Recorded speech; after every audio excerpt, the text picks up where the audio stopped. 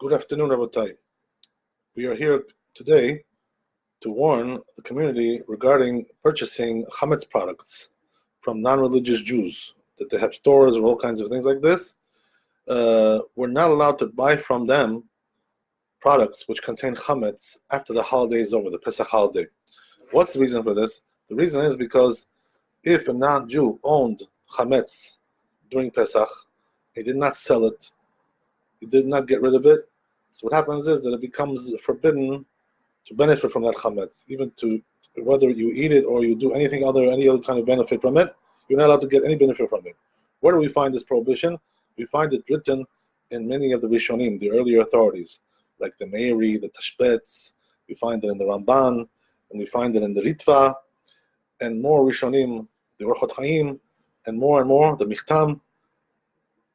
Several of the great Rishonim, they write this, that you're not allowed to benefit from that chametz. It's also brought down in the later authorities as well, like the Pri Chadash, the Shulchan Aruch Harav, and also many others. We also find it in the books of Moreno Rabbeinu Maran Alav Shalom, Rav Ovadia. He brings us down in his Tshuvot, his response, Yechavedat, in the 3rd volume, and also in Chazon Ovadia Pesach. He warns us over there that we're not allowed to purchase things like this, products like this, from non-religious Jews.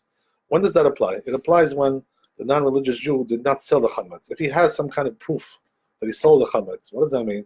He has some kind of piece of paper that he got from the local rabbinate, the rabbis that say, that attest that he sold his chametz, or he gives us the number maybe of some rabbi that we can call and say, oh, this rabbi, okay, I sold his chametz. Okay, so if he proves to us that he sold his chametz, then we can believe that. But just to hear his word that he sold the chametz, we can't believe him. Why can't we believe him? Because he's not religious. He doesn't really adhere to the laws of the Torah, so he has no reliability by us. So therefore, he has to prove that he sold the chametz. Otherwise, a person should not buy chametz from him after the holiday. How far does this prohibition go in terms of time? So this can go quite far, right? Depends on the situation, right? If you have products which are fresh, like bread or cake, so there, it can be just as fast as the turnover gets sold out from the store. That can take, let's say, a week or a little bit more, and then we could, in theory, we could buy. But when it comes to things which are like pasta and canned products and things like this, which sit in the shelf for a long time, they can sit there for months sometimes. So therefore, things like this, are even worse in the sense that, we may have to wait a very long time. So therefore, if a person has a store like this around his area where he shops, so he has to be careful not to buy from there, He has to make an assessment according to logic, simple logic. How long would it take for this person's shelf to be cleared, or the stuff that he had before the holiday or during the holiday? So more or less, he makes the assessment, then he has to go according to what the assessment pretty much says, depending on the product, as we said. So a person has to be careful not to buy these kinds of things from people, Jews who are not religious, unless they prove to us otherwise that they sold their chametz.